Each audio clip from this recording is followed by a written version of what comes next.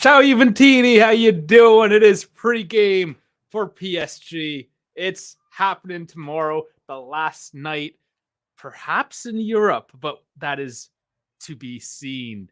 Dash, how you doing, buddy? Come on, Gypsy. Come on. Come on.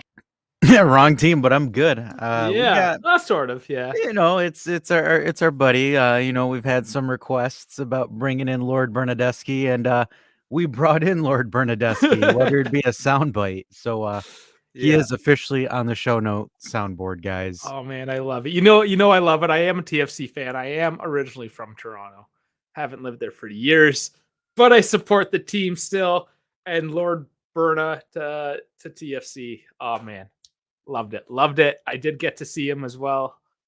Play live against Pepito. I posted that on Twitter there a few weeks back. But anyways, I digress. This is PSG and Juve. Does it mean anything? Absolutely not. But does it? I don't know. What do you guys think? The chat. What do you guys think? Does this mean anything right now? I'm gonna come in with some spice. I'm gonna throw in a little bit of some spicy ramen at you guys.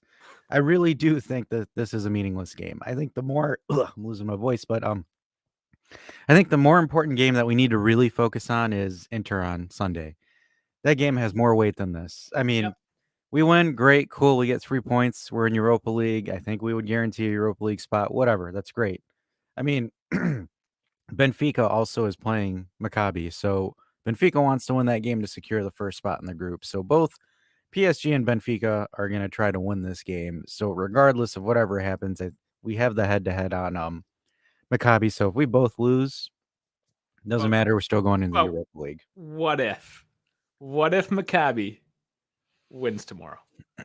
It's to me personally, I still don't care. I mean, right now, if we beat Inter, we're right into the thick of it for the league, and I think that's a more realistic objective, is competing out in the league than it is. I mean, Europa League's like that cherry on top right now. Sure, but I mean, to be completely out of Europe, as Atletico Madrid now is, I didn't catch that. I just saw the headline. I did not look into it yet. So, I mean, that's fairly fresh, couple hours old.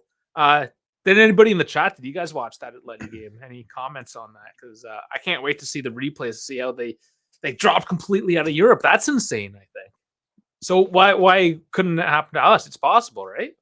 No, absolutely it is. But the thing is my main concern right now is if we lose anyone tomorrow, that would be a total catastrophe. Because right now we're losing everybody to quad strains, like mental breakdowns. Apparently, no, I'm just kidding on that one. But we're losing players on anything and everything, and right now we're already paper thin. And like also, just to sprinkle this on as well. Not sure how many of you know this, but I got some breaking news that just came in a couple minutes ago.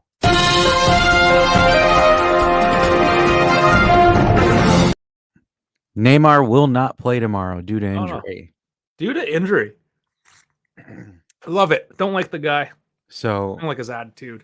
Yeah, you never wish a player ill, but I think tomorrow I'm okay with it. Exactly. So the thing for me right now is every game we're playing right now, we're losing at least one person, or even right after the game, we're losing somebody. So it's starting to sprinkle into our under 23s. We lost Illing to a nasty slide tackle to his ankle.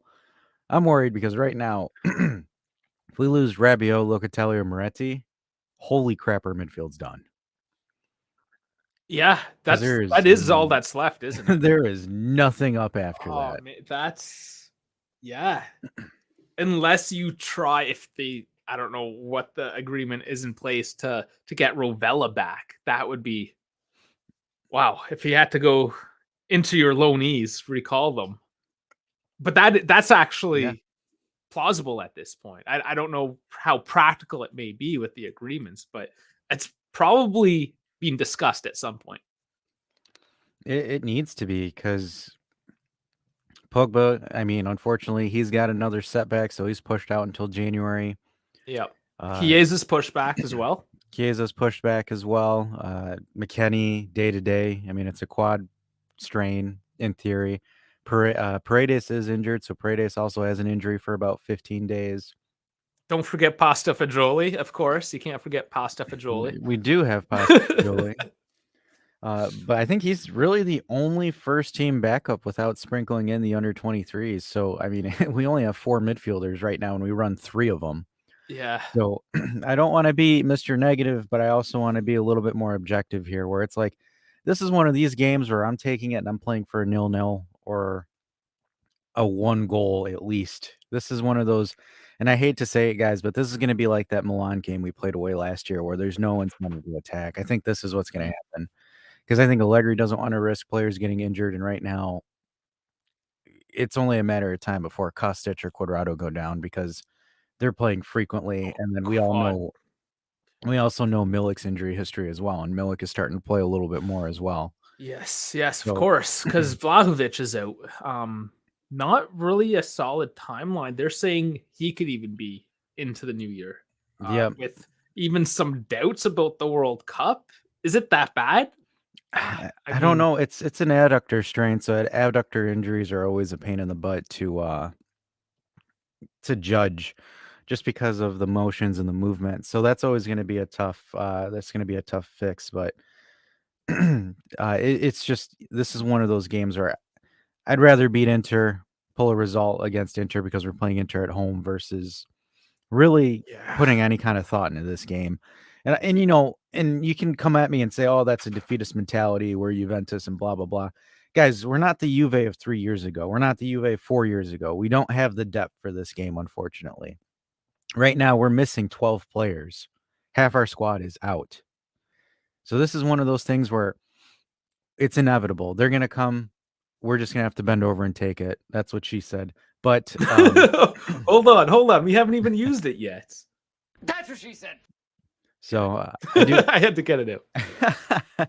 But yeah, I think this one we're gonna have to look at it objectively and just say, hey, this is a game that we need to show up and just play and focus in on Inter. And I hope the club focuses in on Inter and takes that more of a priority. KF squad, I want to smile. I'm just dealing with a little bit of a cold, and I'm trying to make sure I don't lose my voice midstream. But here you go. See. Oh man, that was awkward. But the thing is again, take it in slow. We're just gonna Sorry, I this- could have. We're gonna have I don't to want to overuse it. We're gonna have to, chomp on the pillow and just take it, unfortunately. Yeah, see, I get your point. I totally get your point. But I like a little bit of crazy, and I like to fight. I'm a fighter in that sense, right? I'm scrappy. And I want to every match I want to see a fight. I don't care what match it is. I don't care if it's preseason. I want to see the boys go out there. That's the And hockey fan in you. It is. I mean, and I played hockey more than anything, right? Like I played all kinds of sports. I kind of just dabbled in everything. But hockey, I played when I was young and I picked up when I was old. It's actually why I'm injured and broken right now mostly. Is hockey more so than anything else messed me up. But I don't care. I still go and get after it, right? Because it's just that mentality. It's like, oh, I'll deal with the pain later. It's fine. Don't worry about it. Adrenaline's good. Yeah, that's what ibuprofen's for. No, I'm not even dumb enough to take pills. I just clench my teeth and whatever. I just run on adrenaline, honestly. And that's what I want my team to be. That's the grinta that we talk about, right? It's like just get that adrenaline pumping. It's like it doesn't matter. Let's just go. Let's do it. So Bones is with me. See? Bones is with me. So take it there, Dash. No, I get it. No, like, yeah, I'm not gonna sit here and be like, well, that's a dumb take. No, not at all. I get it. Because I don't want to go out there and just get floored 5-0, 6-0. I mean, I'm saying for me, it's like I can accept a 1-0 loss or a 0-0 tie or something like that. Like for me, it's like I'm saying that, like, if it's ugly football, I'm saying it, expect it, but hope for the best. Expect an Allegri-esque game of not doing anything, but also hope that we might be able to steal one off a set piece or something. Yeah. But like let the game disappoint me. Prove me wrong. Let me be depressed because I was so unreasonably optimistic. Dude, I'm gonna laugh if you jinx it and then we get like slapped like 6 or 7-0. I was like, Dave, come on, man.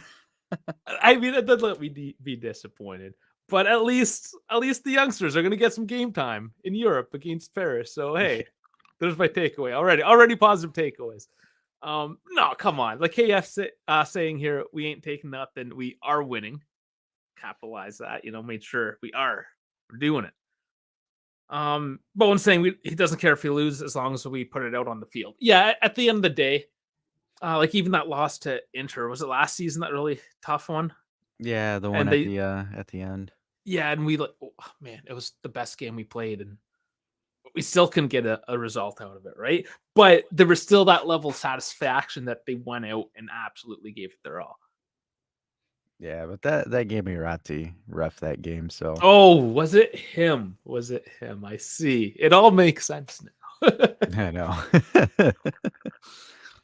It's like whenever Juve and Inter play, Irati gets scheduled, and like the only thing you start hearing is.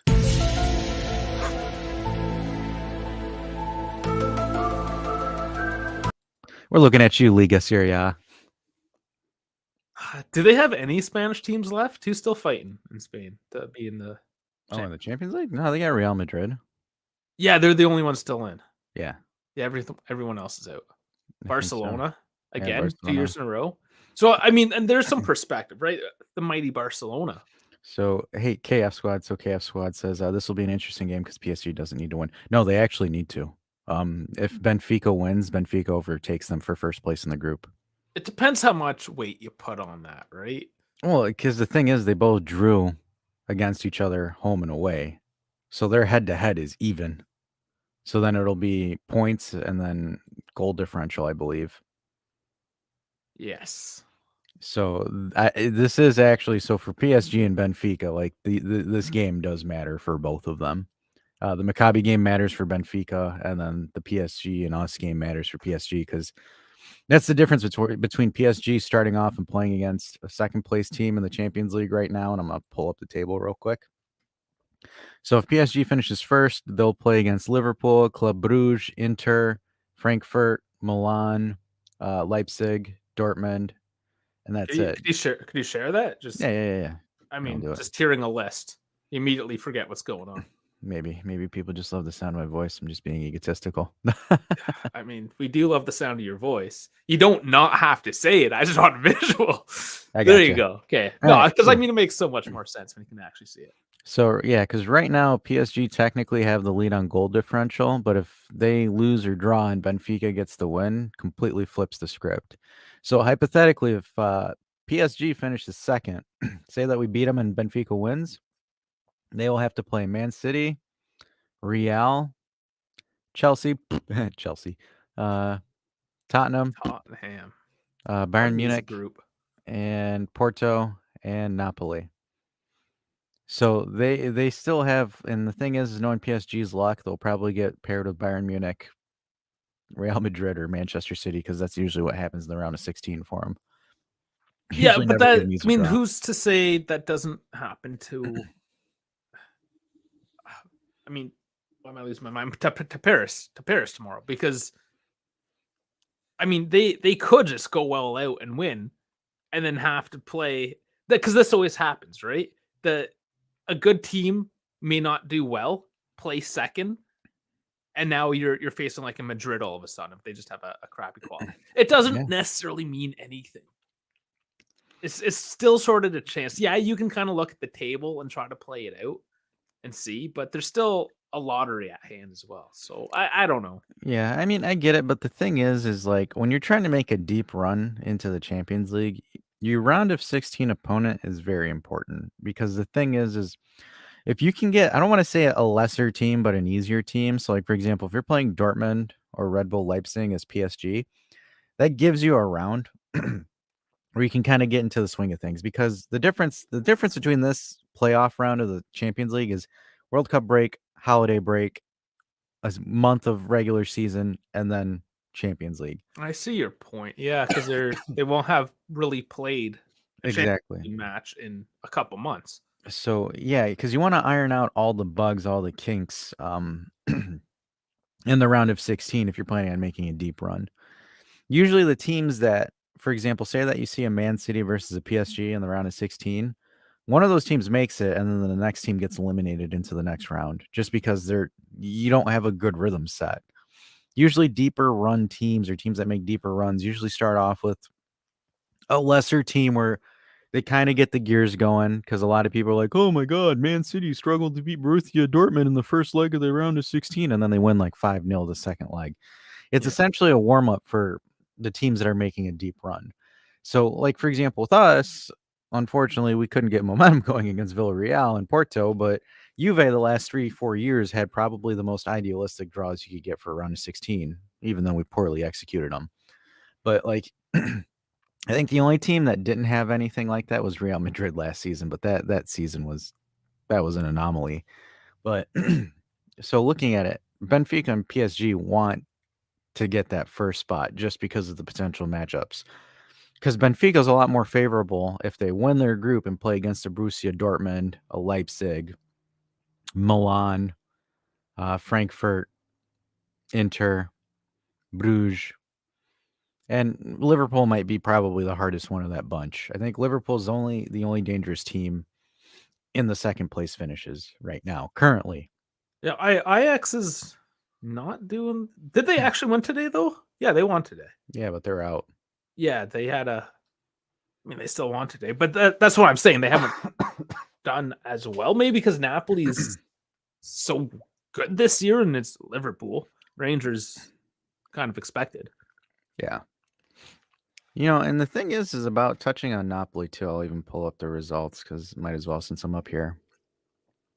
So we're on the Champions League. So Liverpool beating Napoli with 2 late goals doesn't mean anything. Napoli slapped them 4-1, so their head-to-head still puts them in first place. Ajax gets a kind of a consolation win on Rangers. Leverkusen and Bruges tie. This one was crazy, the 2-1 with Atletico and Porto. A lot of people didn't expect that to happen. That was a huge upset. I mean, we got knocked out to Porto, so they're not a bad team, obviously. And then Bayern Munich with the 2-0 win against Inter. That game was honestly just show up and play. There was really no incentive for that one. Bayern was already far ahead in the table. Inter already qualified, so Inter rotated their squad for this game, and they didn't really look inspiring at all. They were just kind of there to run the motions and not get injured for the Juve game on Sunday. Makes sense. Gives them that advantage over us, at least. Yep. And then this one, I think Group C was probably the group of meaningless games because that group was already locked up and nothing could have done anything there. This one was probably the most dramatic group out of them all. If we looked at the table here, Group D. So coming into it, everyone was at 7 points besides Tottenham. They were at 8. So, like, these results were absolutely insane. So Tottenham and Frankfurt both get wins, eliminating Sporting Club Portugal and Marseille. Marseille and Tottenham were tied 1-1 up until, like, the last 10 minutes, 7 to 10 minutes. Could have swung things. It could have swung things insanely because Marseille actually missed an open header on goal. And I saw Igor Tudor absolutely lose his mind, which I thought was hysterical. But say that goal would have gone in, you would have Marseille on 9, Tottenham on 8, Frankfurt on 10, and Tottenham would have been sent to the Europa League. Or same thing if Sporting Club Portugal won and Frankfurt lost. So this is probably the most drama-filled group I've seen, and both games were really good. Then moving back, I think that sums it up. Yeah, so that's pretty much for that right now. But the one thing I noticed about Napoli when I was watching them play is, like, Napoli is essentially Michael Jordan's Chicago Bulls personified by the way that they play footy. It's crazy because it's not even that much of a hot take if you watch it. Because the thing is, it's like they've taken Phil Jackson's triangle offense and personified it into footy. Like, it feels like I'm watching a basketball play when I'm watching them move the ball forward. Because there's always triangles whenever they're moving. There isn't, like, for example, you'll have whenever there's 3 players around each other with Napoli, they just completely adjust into a triangle and then just ping the ball and move forward. It is absolutely interesting how Spalletti was able to conjure something like that up, but I think it's easier for Napoli because outside of maybe 2 or 3 players, I'm not saying that they're like average guys, but they're not, superstars or anything crazy like that. So they're a lot more willing to sit there and buy into the system. Yeah. So they're a system team, but they are a very good system. Yeah, very well done this year. But I mean, yeah, if you want to count today's loss, if it matters, It I don't know. didn't. But I mean, it's nice to see him lose a game once in a while, of course. So, You praying on their downfall? Jeez. I mean, they do it to themselves. Do I really have to will it? I'm not too sure. Regardless, uh, so that was the little, yeah, that's a good breakdown, good Champions League breakdown. Let's break it up a little bit though and get into a bit of the news. If you were on the FIFA stream last night, you might have heard some of this. But that was more just like a chill, whatever, trying to catch up in the league. Not much happened in that. Just got through a few games. So, anyways, there's allegedly an all-out for Conte. What if that's true or not? Because it comes with the promise of SMS and Bastoni. What? Yes. I don't know how plausible this is. But It's more so the discussion is, could we afford SMS and do we want Bastoni? If that was an option, hypothetically, I just thought that was very interesting that those two particular names are kind of tied in with this. I don't know. What do you think? I got some of the ideas yesterday from the guys. What do you think about? Okay, SMS. Yes, we know he's good. We love him. Bastoni, though, do you consider this kid? I don't. I had a feeling. I had a feeling you'd say no. I even called it last night. I believe that Dash was no for Bastoni. Yeah, I'm not too crazy about him. Just because like I saw his performances with Italy, and that's kind of like where I was watching him play against elite talent on the field. And I was like, dude, man, like Spain absolutely outclassed you back then. And that's when you're technically like everybody was high on his stock. Yep. I'm still holding him responsible for losing that Spain game because both goals came off of him. But I don't know, man, because the thing is like, so Bastoni, I'm like, I'm not excited and I'm not upset. He's young, he can still grow and develop. I'm not too crazy on him. I'm not too like, oh, this guy sucks. I don't want to be like that. But for Conte, here's my thing about Antonio Conte. Because we're going back for sloppy seconds, as if we didn't learn the first time with Allegri. If we're going in on Conte, that board better be ready to drop some dough. Yeah, for sure. Because if you're bringing back Conte and giving him the value mark players that he wants, stop wasting our time, guys. Yeah, like seriously, like what's the point of paying him 12, 15 million euros a season? And then that's insane too, though. My God, because that's what he's probably going to want. I just think it's insane because of this whole financial thing that's going on in the background right now. Like, where does this money come from? I know there's money, but you know, legally. Because that's the thing that I don't understand with like why. And I'm not shitting on Conte. I'm not going to shit on Conte at all. He's good at what he does, but like the thing is like, come on, guys, man. He will dip if he doesn't see any financial incentives. Yeah. So unless Juve's like trying to be sly here, let's get Conte for a season, have him build a foundation, and then tell him to F off, and he'll resign because we won't buy him anyone. And then what? Allegri comes back and then goes to the Champions League final like 2015. Is that like the thought process here? But this is insane. But the thing is like Tottenham has spent a crap ton of money since he's been there. Mm-hmm. We can't spend as much as Tottenham can. Nope. Those guys can drop 44 on Kulusevski, 30 on Bentancur. We can't do that. We barely dropped 30 on Locatelli, 35 on Locatelli. And we still haven't paid it because it's due at the end of the Yeah, we haven't paid anything. It's like going to those furniture stores that you see on the TV commercials if you still have cable. Don't pay for 24 months kind of nonsense. Yeah, it's like we're going to Best Buy. We're trying to buy ourselves an OLED TV and a PlayStation 5, and we open up a credit card so we can get the 48 months finance, interest-free finance. The bank of Sassuolo. That's it. Yeah, we've got the Sassuolo credit card. But that's the thing that I don't understand with Conte is yes, he can get your team going. Yes, he can change the mentality. Yes, he can build the foundation. And I am losing my voice, so if I sound weird, I'm sorry, everybody. But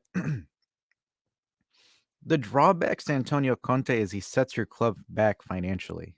Look at Inter Milan right now. Despite what they're doing, they are in a heap load of trouble financially. The new owner, because Suning is trying to cash out on this, Yeah, will for political incur, reasons as well, though. But I mean, they're of cashing out. course, of course, but the owner is also going to be inheriting some of that debt that Inter has as well. So Oh, that guy's going real fast. I've got a Formula One track outside. No. But the thing is with us, if we're trying to be financially able and we have Arriva Benny with us trying to be strict on money, and Conte's not known for playing youth as well either. So you guys, we're essentially switching another anti-youth guy for another anti-youth guy.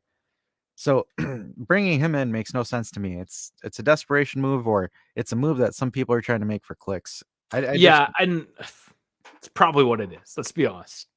I just thought it was interesting because I know it'll kind of spark some debate, which obviously, I mean, you made an awesome point. I definitely look at it in a slightly different light as well from that perspective. Financially, yeah, the setback more so just financially, not like the upfront cost, but just how much in debt you further down the line. And Bones here saying Juve has to start a youth academy or using a youth academy. They do. It's Juve Next Gen, the under 23s. And I mean, Moretti, Fagioli, Illing Jr., this new kid. What's his name? New kid. Nyonj Bonde. Oh, I thought you were about to say Federico Lieza. I mean, there's a few names, but this particular Nyonj Beyond Bonde, Boende. I was messing with you, Dave. That's because apparently Federico Chiesa can't play with the under 23s. They won't let him. So it's like he's probably going to change his name. Oh, what did you call it? Federico Lieza. Oh, Federico. Oh, I thought because I couldn't remember all the names, and I just kind of rolled with it. And you messed me. Okay, you got me. Thank you. Thanks for calling me out. Yeah, I didn't write down the other names because I just didn't. I wrote this one down specifically because he's the one that might be actually getting minutes against PSG. Okay, he's following up. But I mean, we have them in the squad, but we aren't using them really. We're forced to, so we are. Not saying that's the way we should be using them, but that's the silver lining about all these injuries is that these guys get to come out. And maybe that is what it takes for management, for Allegri, for whoever makes the decisions to finally realize that, hey, I mean, if we start giving these guys some minutes, they're actually pretty good. So, I mean, let's see.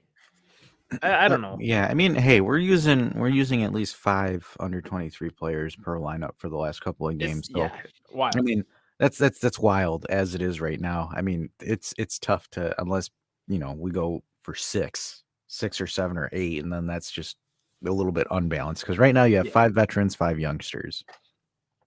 It's not bad at all. It's okay. It's okay. And we'll see. It showed up okay the past couple league matches. Because Europe has been crap, of course. Like even the Lecce game, like we also have to be honest. Like, yeah, we're giving the youngsters opportunities to play, but man, that game was ugly. It was. It was very ugly. It was highlighted by a very special goal. Which we have the reel out. We have a reel on that, by the way. Oh, we do. Yeah, it did all right. It got 3,100 clicks. If you haven't seen it, it's in the shorts feed. We put a couple out yesterday. One with Federico Chiesa in the Halloween kit. We had a little Halloween theme. Try to, stay in the holiday spirit, if you will. I don't know. Might be your thing. I can go for a Kit Kat. I can go for a Kit Kat bar. Kit Kat. I tried one of everything. I stopped at one of everything and a couple Snickers because it's my favorite. Did you go trick or treating last night? No, it's all the guys, they bring in all the leftovers so they don't sit at home getting fat. So we all just get fat together one day at work. I'm terrible. I sit there and I'm like, I hope not a lot of kids come to my house, so I have a crap ton of leftovers. Yeah. Start scaring the kids away. What are you doing? I want the candy for myself. It's like that Michael Jordan meme where it's like F them kids. I have not seen that one. I am not meme savvy. You'll have to educate me one day. Yeah, so yeah, I just want to. There's a few points here in the news. A lot of it can just be glossed over, so I'll kind of just pound a few out here, just to get them out of the way.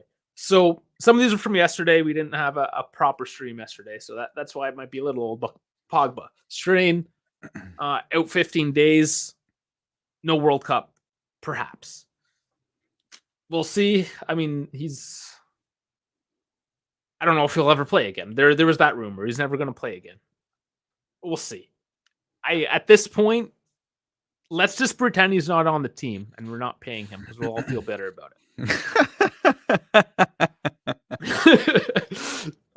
Bremer and Di Maria, maybe on the weekend. Oh, that's huge. Yeah, apparently Bremer is healthy, but they're sitting him, so he's not healthy. I don't know. Funny. Why would he say he's healthy, not play him? But they're saving him till the weekend. Maybe just to keep his legs, give him that extra little bit of background cardio training to get up to snuff. I don't know. Does that make sense? Save him for Inter? Yeah. And save Di Maria for Inter. Yeah. Obviously, they think Inter's more important. Yeah, I mean, it is the more important game. Yep. I'm buying it more as we're going through this. It's the links. Everything's linked up. So, Chiesa also probably not before the break.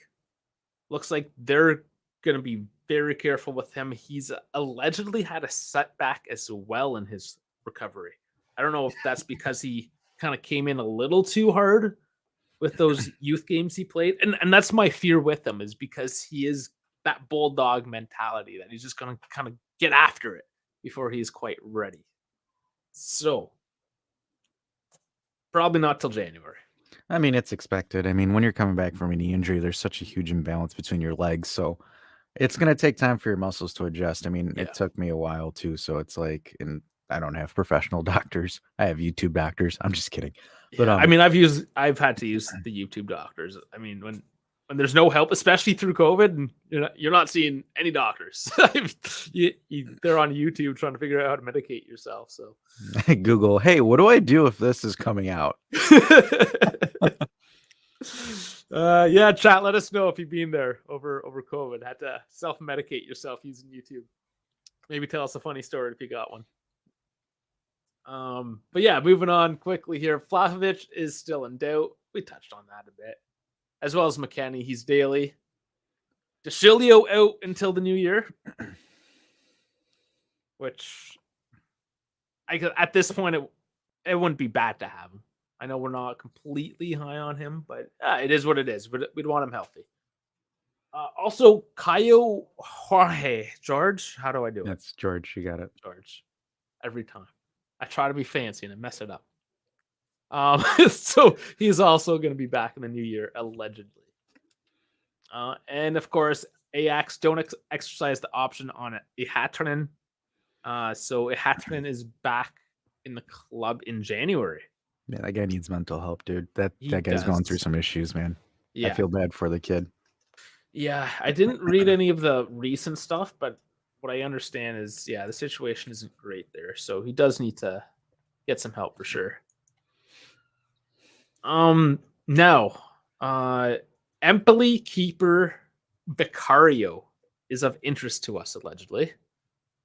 No, I mean, Spensiglio's out.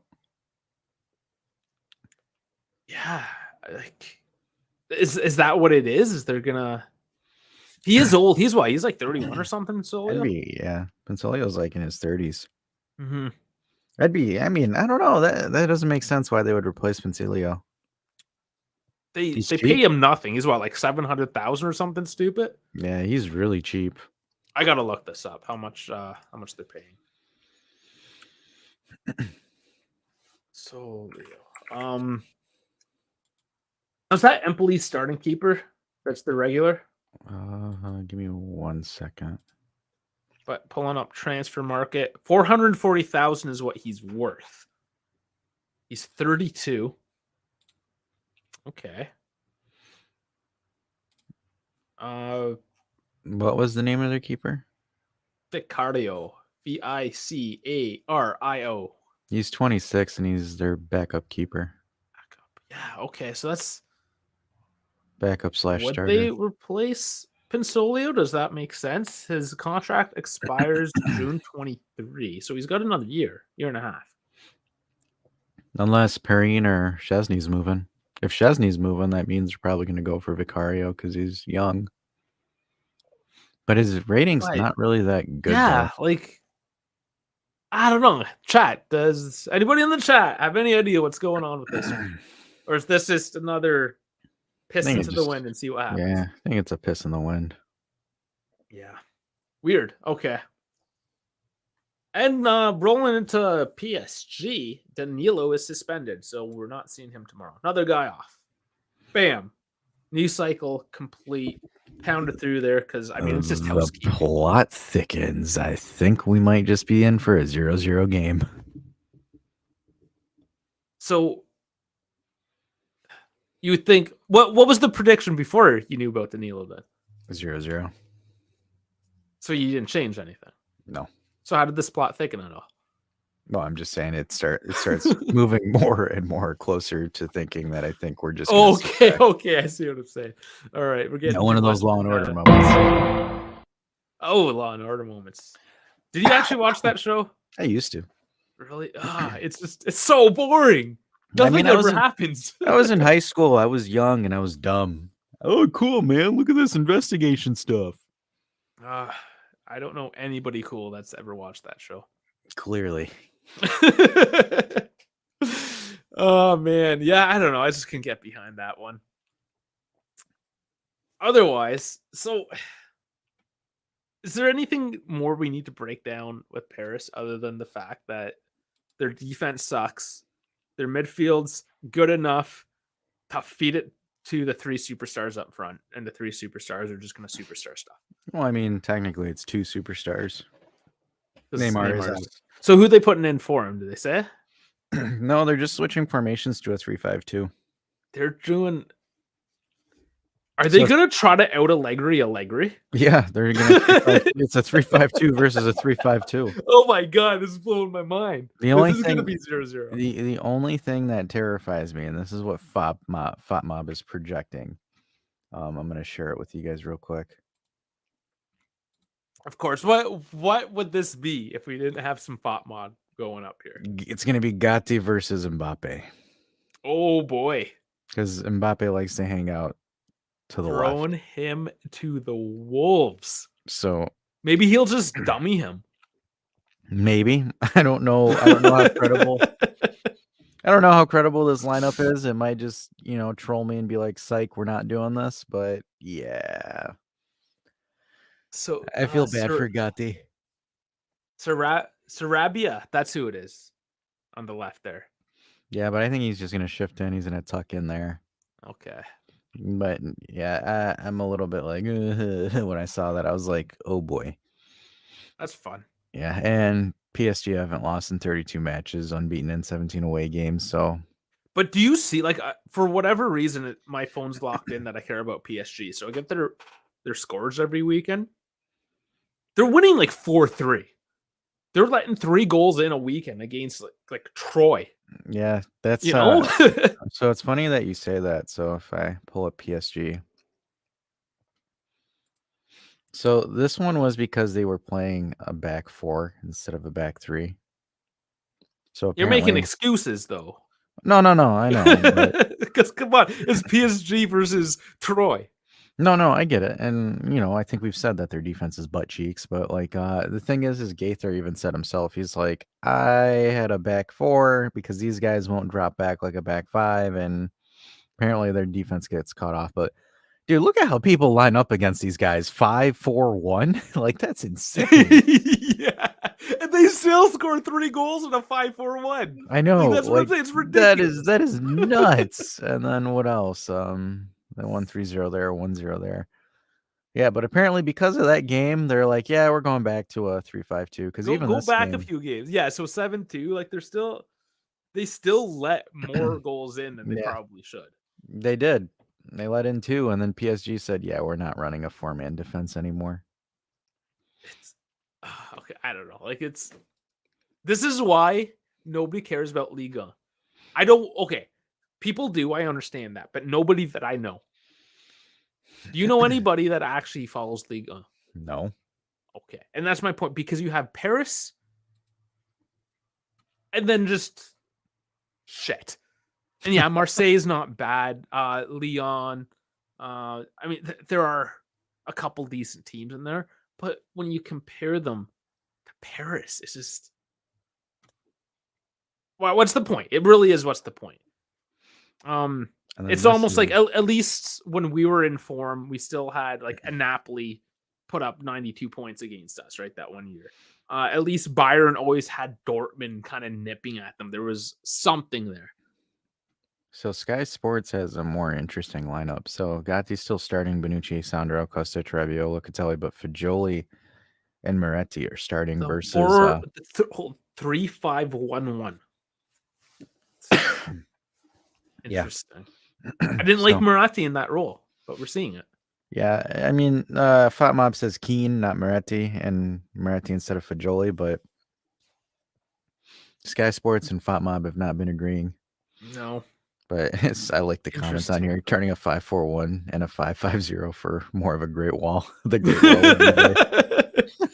wall. Oh man. But I'm telling you, I think this is definitely the definition of a throwaway game. Yeah, it must be. It kind of, man, and this episode started off so well, I felt too, and now it's just like, yeah, nothing matters. We started in with a little bit of spice, and then the spice just kind of fizzled out. It's like, shit. That's all right though. That's okay. I mean, we don't have to go on for an hour and a half every night. I mean, we don't have to have an easy night off. Yeah, but Ash is sick. He's got to relax. And then the viewers are like, "What the hell, man? Turin Giants. They're not giving me the same video quality that I subbed for a week ago." Meh. Yeah. No, I need an hour and a half. I can't do these 43-minute streams. No, not tonight. No. Because that's fine. No big deal. Because tomorrow at 3:50 Eastern, my time, 10 minutes before the game starts, you'll get to see me again. Dash, do we get to see you again? Absolutely. Oh, look at that. Get the double D once again tomorrow, 10 minutes before the match, because we are going to live stream it, do the watch along.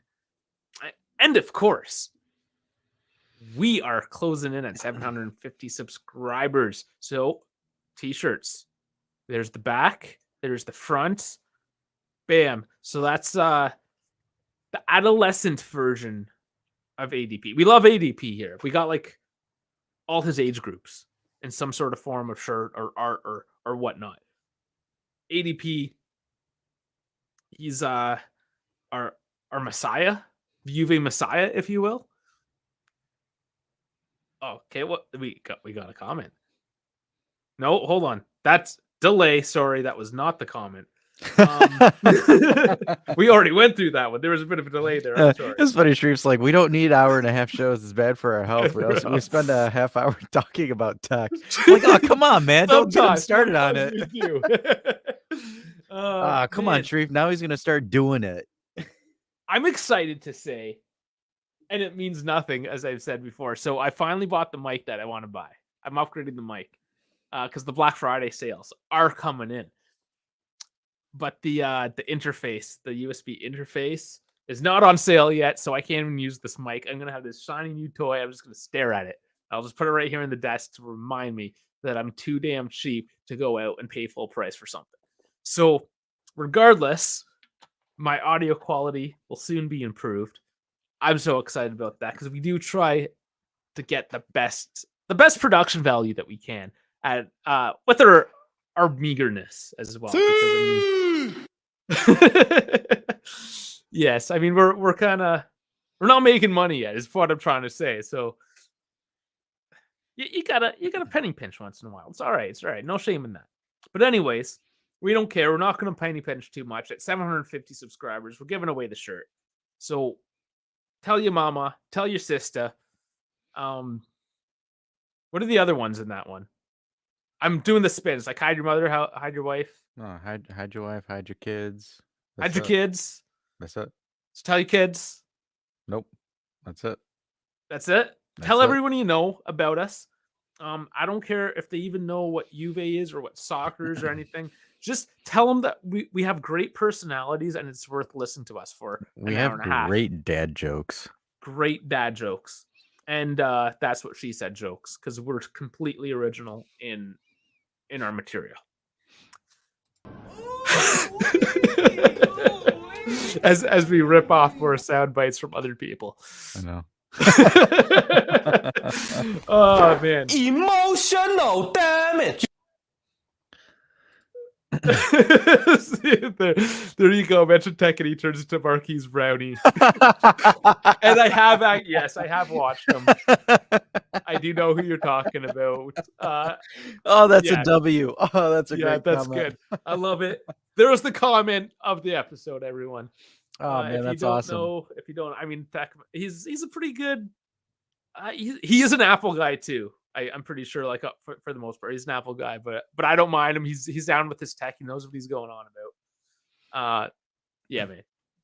Check him out if you like that stuff. So let's do this, chat. Let's do this before we kind of start transitioning off to getting off here. What's your guys' predictions? Slap your predictions and getting off to getting off. Getting off to getting off. Ooh wee. Oh my. Oh man. So slap down them predictions on there, guys. Throw them down in the chat. Give me what you guys think it's gonna go. Make fun of my take. Say, Dash, you're absolutely bonkers for saying that Juve is gonna play for a 0-0. Let me see what you guys got. Come to Papa. Okay, I'm gonna go negative this week. I try not to do this often. I'm doing. Who is your daddy and what does he do? 2K saying 2-0 PSG. No, I think it's going to be 3-1 personally, just because PSG is that horrible defensively that we can't let them get a clean sheet. At the very least, we'll get a goal against these. They receive essentially everything leaks past. Hold on, got breaking news in from the news.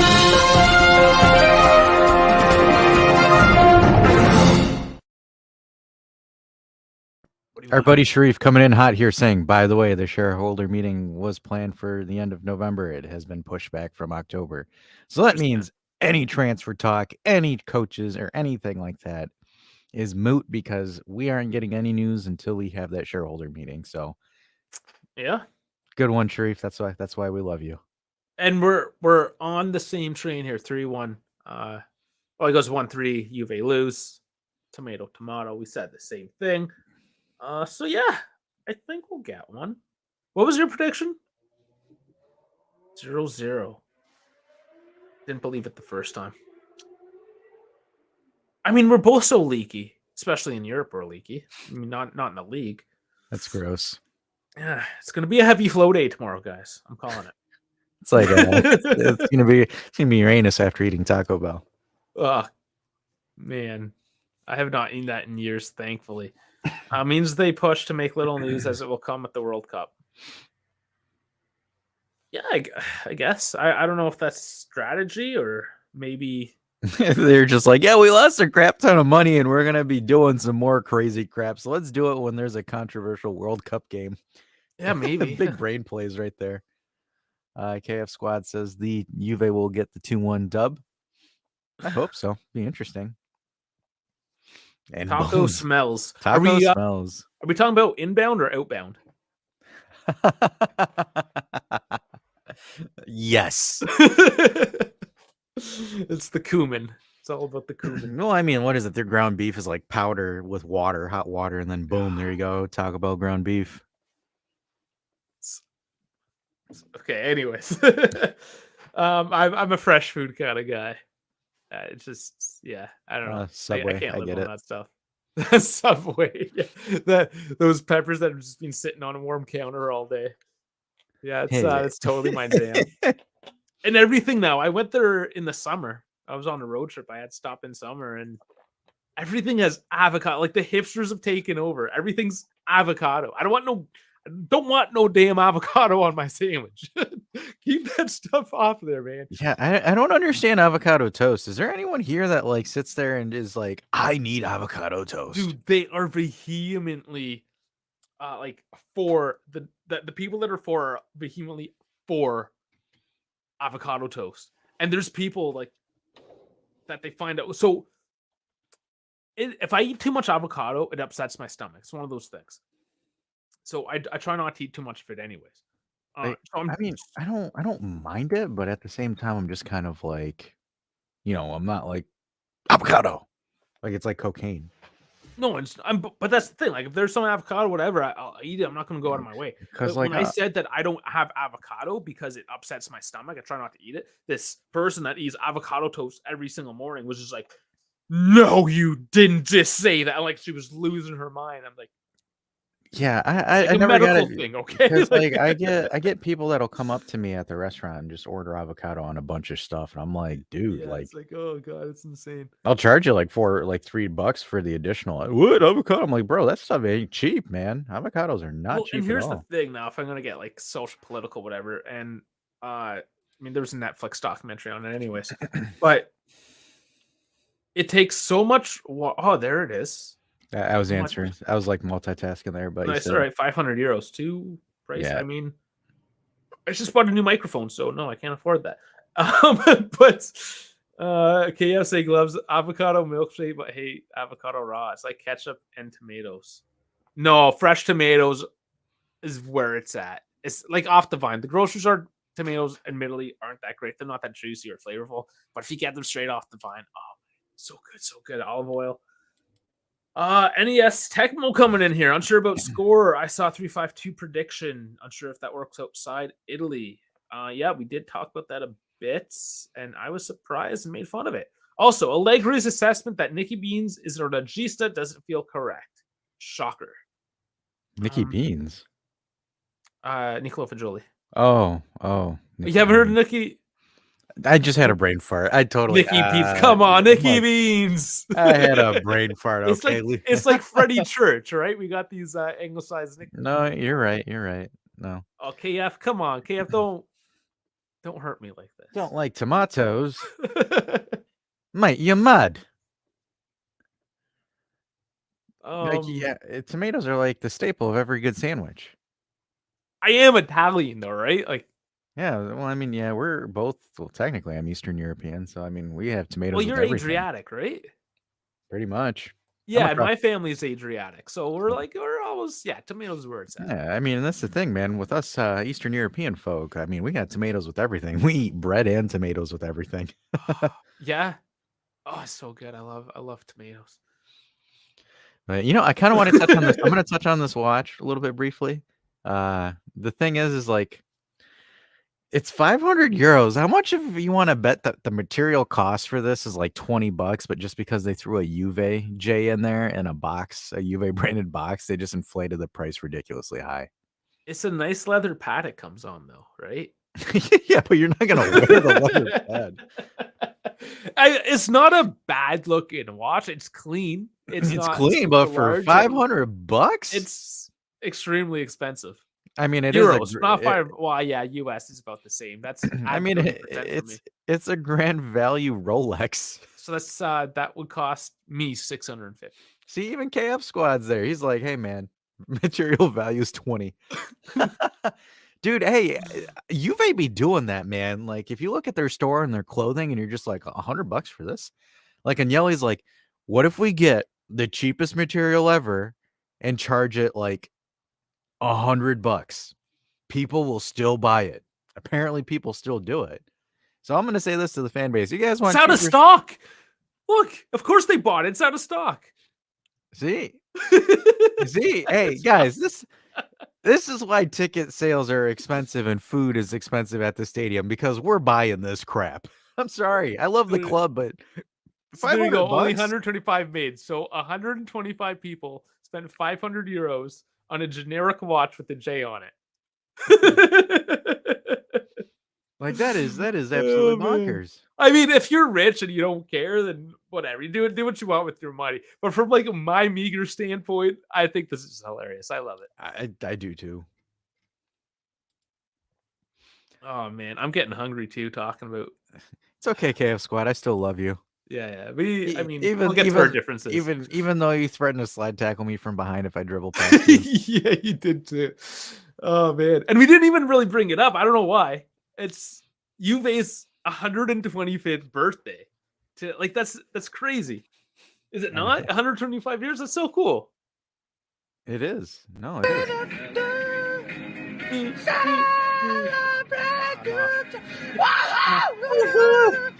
Love it.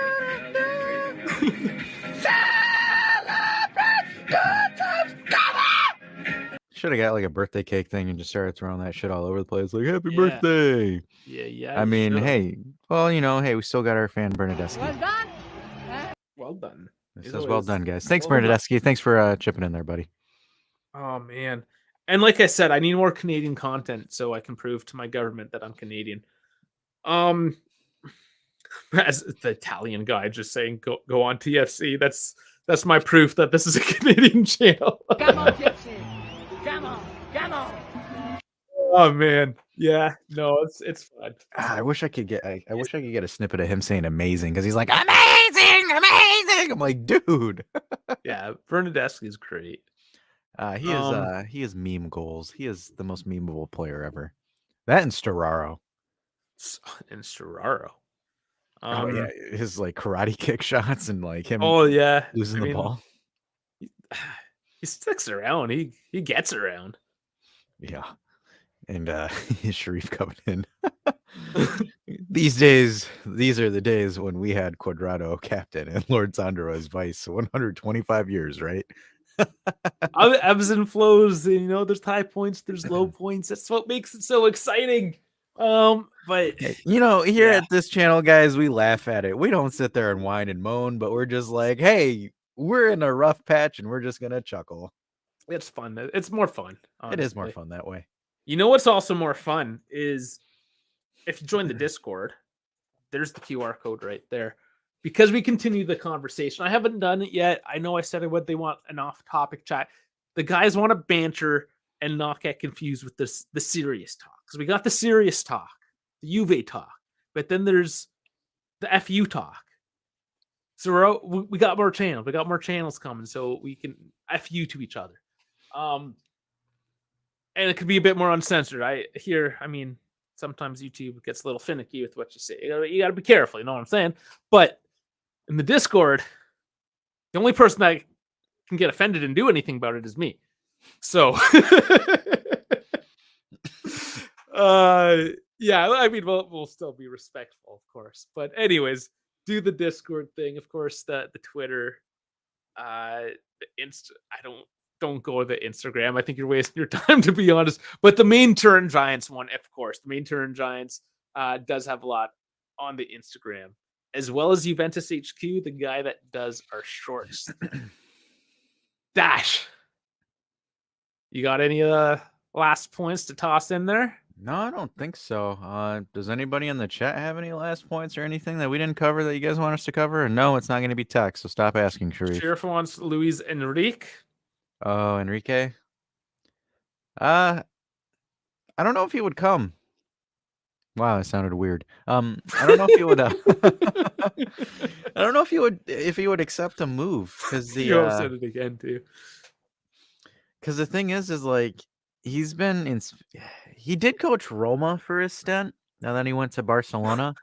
But then I know he had like some personal issues because he had to step down from the national team and then go back up to it. I think he's just gonna ride it with Spain. Because the thing is, man, it takes a while from national team coaches to go back to the club level. It's tough because I haven't seen one do the transition properly besides Conte, but Conte only did it for like a year and a half. So like he wasn't in the national team scene for a while. And then I love this from KF. Guys, today I was at work and called my manager's manager a waffler. I love how in Britain, waffler is the adjective we choose.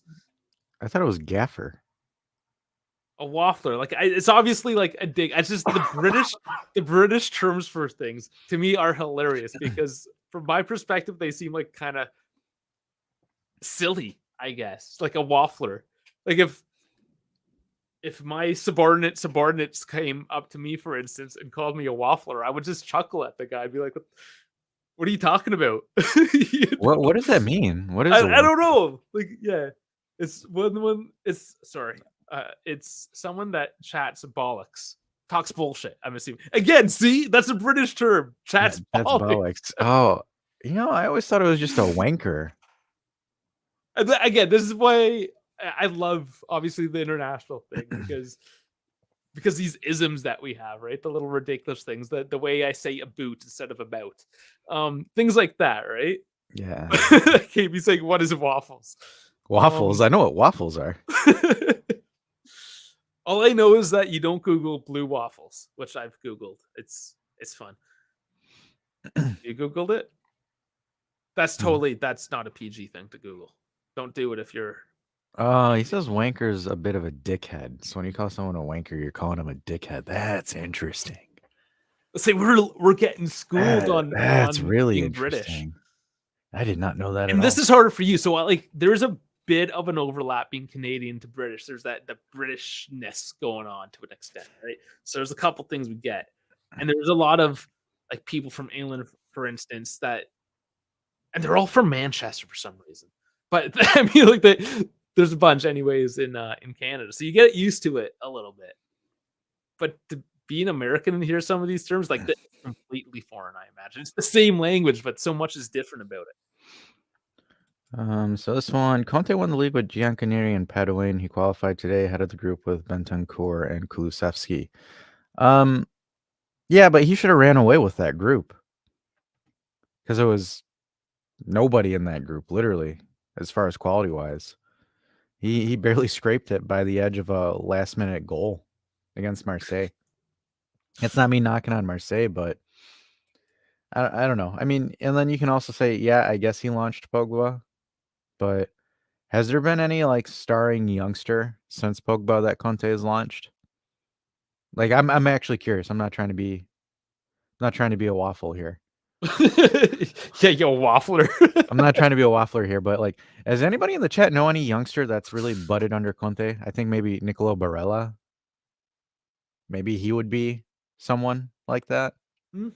Perhaps, yeah. I think that would be it because I don't think Bastoni's taken off. His stock's kind of meh. Lautaro was good before Conte came in. I'm trying to think who else because he coached players at Chelsea. I mean, was Hazard a Conte launch? I don't think so. But the good one or the bad one? Yes. I can't remember which one. Well, and it's like I'm trying to think about Eden Hazard's the good one, right? I'm trying to think about Pogba too because, like, for example, I think he had him maybe for 1 season, 2 seasons tops, and then like 2014, 2015 was when he started doing good, and then 15, 16. Like the 2 seasons that he really budded were under Allegri. But I guess you could say Conte gave him a shot to start or play games. But I don't know. I just because the thing is like because Conte never stays somewhere consistently, so like he doesn't really develop a youngster because he's gone in mostly 2 years. Like, has he ever 2 been? years or less? Has he been anywhere longer than 2 years? Oh, I'm Us. sure he has, but as of late, No, like yeah. us. Think about it, because it was us for 3 years, 2011 to 2014. So he stayed with us for 3 years. Left, went to the Italian national team for 2 years. Went to Chelsea for 2 seasons. Then had a hiatus. Yeah, he had a hiatus. Went to Inter for 2 seasons. Left. Now he's at Tottenham for like one and a half. Yeah, is that 1.5? So he might leave at the end of the summer too, allegedly. He might even leave in January if these insane rumors are. Yeah, true, so like Conte's never been anywhere for more than 2 years. Yep. And I it's just a thing for me. It's like the guy hasn't stayed and really developed a long-term project. The dude bounces. The guy is he is the Jersey Shore Pauly D guy that just bounces between chicks. He's like, I'm gonna try some of this now. All right, cool. Dump this one, pass around the other one. I love how KF is essentially calling us dummies. Guys ever need an education, let me know. We don't charge our citizens for education, just university. Shots fired. No offense. So you pay taxes specifically for education, as Yeah, do I in the don't. British system that exists in Canada. And I believe in America, as KB says, we're in America here. Do you not, it's not gone through your taxes, or do you pay for education? No, there's no education tax. The only tax that we have is Social Security, Medicare, and federal tax. Yeah, so like it's built into the federal tax then? No. So who pays 'Cause- for the education? We do. Okay, so you do pay for it. So like you enroll your kid in school and you pay however much. Yeah, like we would essentially, it's either scholarship or you would apply for a federal loan, or you work and pay it. Yeah, there isn't really much of like yeah, there isn't really anything here where it's like, hey, yeah, you get a stipend. Yeah, the only stipend you get is if you get an academic scholarship, and that's it. Other than that, you're just working at McDonald's while trying to get your 4-year degree. Yeah, and I mean people like to rag on America. The cost of living there is quite a bit less than the rest of the Western world. It depends on where you go. And Like for yeah, example, and that's exactly. Just it's so drastically different across the country. because like for example, a 3,000 square foot house where I live is like $300,000, which is roughly about 450 euros right now, based on the thing. Like so, it's about 300,000, and then if you were to take the same square footage, go to New York, it's like 1.2 million. But like the thing is like the weird thing about the U.S. is you have to be really strategic in where you live, because the thing is like 50 states, yeah, we're 50 states, but it's almost like 50 countries in a sense, because every state has its own economic system, their own standard of living. Because like for example, if I were to do my job and go to California and work my job at California, I'd probably make 3 or 4 times as much as I would right now, but my standard of living would be 3 or 4 times more. Everything has like a really, really weird balance. So the thing is standard salaries are high, but your standard of living is high. Salaries are low, standard of living is low. So like for example, I think the Midwest is probably one of the best standard of living, because the wage is applicable to the point where if you're making decent money, your standard of living is pretty low, so you actually have some money to save for a later day. Like for example, I've had people ask me about like, moving out to New York or to the West Coast, and I'm like, the taxes suck and the standard of living is ridiculous, so I'm good where I'm at. Because like the thing is like Michigan taxes are different from New York taxes, California taxes, Florida taxes, etc. So it's interesting being in the US, because trying to be like an adult and figure out where you want to live and how you want to do things, you always have to think and be strategic. Where it's like, for example, Canada, I don't think you guys have a province tax. It's just a flat out national tax, right? You're muted, Dave. Yeah, sorry. No, we have all kinds of taxes. You'll be surprised the kinds of taxes we have. And that's part of the problem living in or having one of these systems. And this is the thing, right? Like, yeah, we have free healthcare, we have free this, social security is good, blah, blah, blah, blah. Our taxes are ridiculous. It's just, in our case, you hope you're living in an area where those taxes are applied to the infrastructure and to the services that you get. Because there are some areas that, for whatever reason, I mean, America is also bad for this. With the slums and whatnot. Not that Canada overall is pretty good. Yeah, we have some rough spots, but yeah, there's areas like in the Maritimes, for instance, where I mean they can't keep the roads together because the money isn't necessarily Michigan. Yeah, and everyone likes to trash on things, right? Like, so for instance, I live on the border of Ontario and Quebec. As soon as I cross that bridge and I'm on the Quebec road, the road is trash.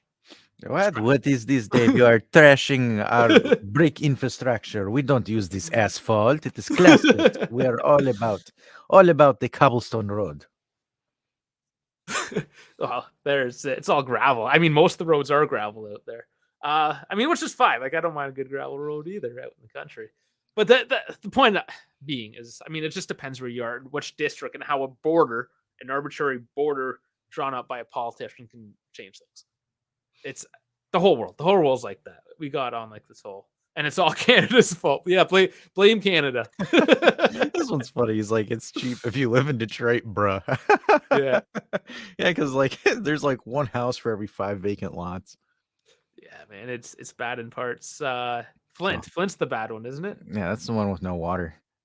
So NES Techno says Allegri 2.0 has the same issues. Conte 2.0 equals the same. He would get the best out of the lineup at plateau. What about Matosic through the end of the year? We have enough young players to run his system, then reassess. So the thing is like, I get it, but at the same time, I don't understand the value of doing a coaching change in the middle of the season right now, especially if Matosic isn't the guy. Because like if we get Matosic, he has to be the guy that you keep for a long time. It isn't a guy that you just kind of like bring him in for a half season and then dump him and hope you get an A coach in the summer. So for me right now, if we're gonna do that, it has to be a coach. Like for example, say that Klopp just decides to say deuces Liverpool, I'm out tomorrow, and we get Klopp. I'm fine with it because we know he's a long term option. Because Marasuch to me is gonna, if we bring him in, he gets the youngsters going, kind of like how Pioli's doing with Milan.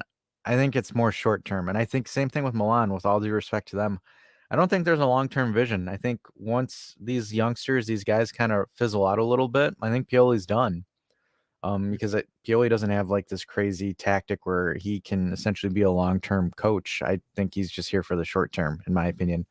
But Here for a good time, not a long time. exactly. So I don't know, man. It's just for me right now. I'm not confident in doing a coaching change. And again, guys, we're only 3 points off the top 4 right now in the league. I mean, we're at 22. Roma in 4th place is at 25. So if we beat Inter and say that Roma or Lazio or whoever lose, we're in the thick of it.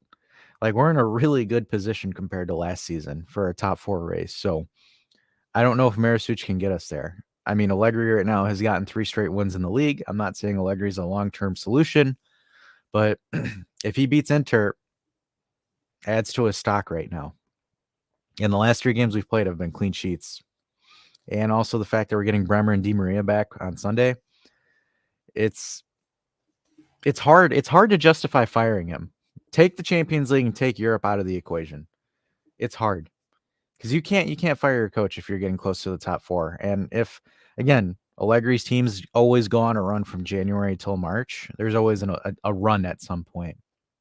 That's true. January. That run back then last season helped overcome a 10-point deficit. Because it was. Think about it. January is so depressing, but Allegri delivers for us. Yeah. And, and also the benefit of the doubt is there's no Champions League round of 16 to worry about. I mean, Europa, yeah, probably, but that's also going to be something that might start working in our favor as well. Yeah. Because then the team can rally on a single objective.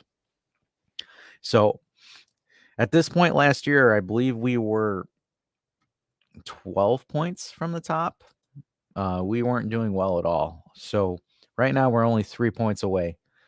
So if we go on that run, because last year we were able to overcome a 10-point deficit through that January, February run of wins and draws, it can change things entirely. So why risk it? Bring in a new coach, try a new system where we don't know if it'll work. Because if I look at the Premier League right now and I pull up Roberto De Zerbi, because everybody wanted him and he ended up going to Brighton. Hasn't really done well for him. Believe he's got consecutive draws. Just got to wait for this to load up. So besides the recent 4-1 win to Chelsea, they lost 3-1 to Man City, 0-0 Nottingham, 2-0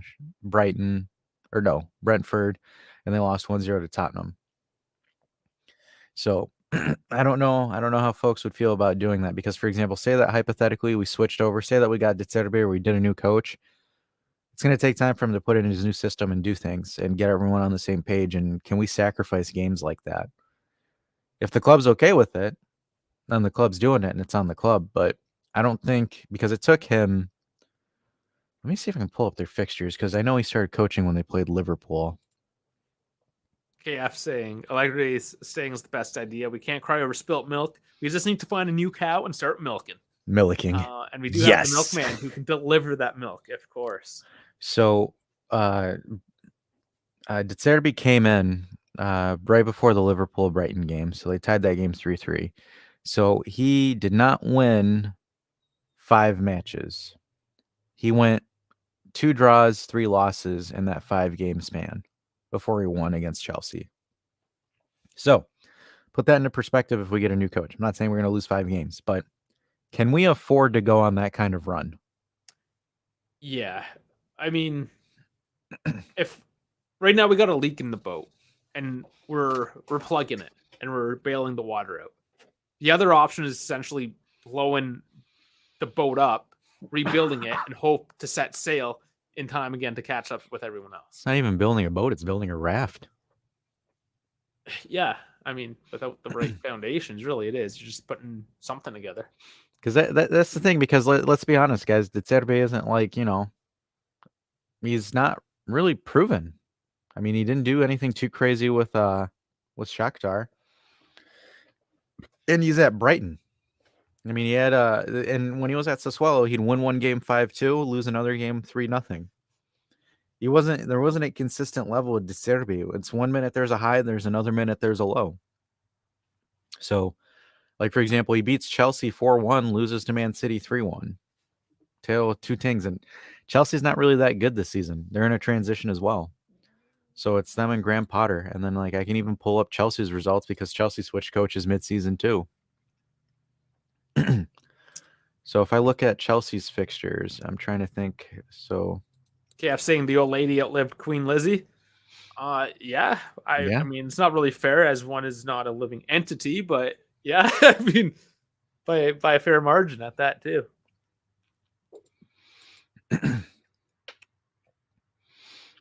So I'm trying. It was Kostich's 30th birthday yesterday. We missed that. Oh yeah, we did. Happy birthday, Kostic. Happy birthday. May it keep on crossing. Mm-hmm. So I've got concerns with the coaching change. I'm not a big fan of it right now when we're technically in the thick of it, and it doesn't make sense. It's easy to fire a coach. It's what happens afterwards that's hard. Yeah. Graham Potter's the long-term guy for Chelsea. That's what Bauer said. And De Zerbi apparently is the long-term for Brighton.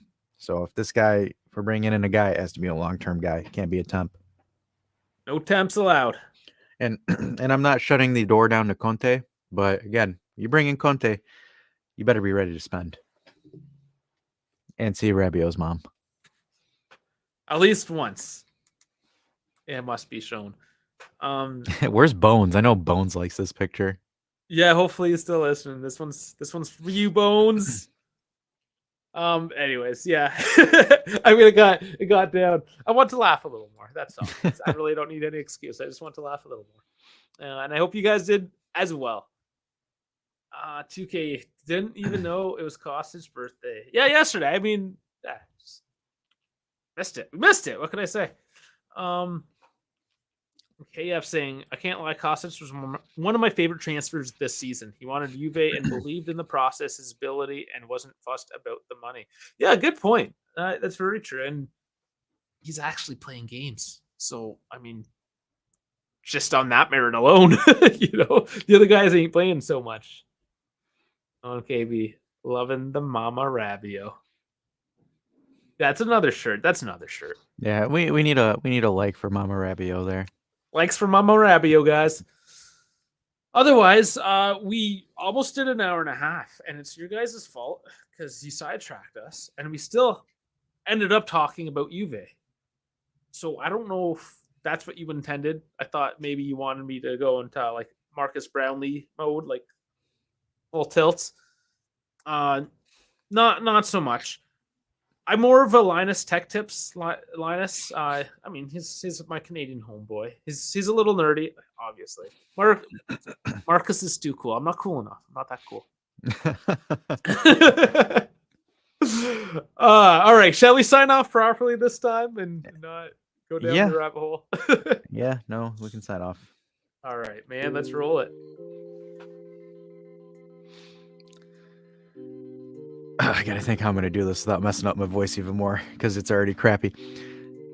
Hey guys, thanks for watching this latest episode of the Turin Giants pregame show. I'm Dash with my co-host Dave, Yeah. signing off, and we'll catch you guys on the next one. Before we go, make sure you like, subscribe, slap us a comment, do it for Mama Rabio, and also check out some of the other videos that are being linked here on the outro as well. Thanks guys, we'll see you on the next one. Thank you, everyone. Great crowd tonight. Always love it. Always love you guys. See you tomorrow, 10 minutes before match start. Have a good night.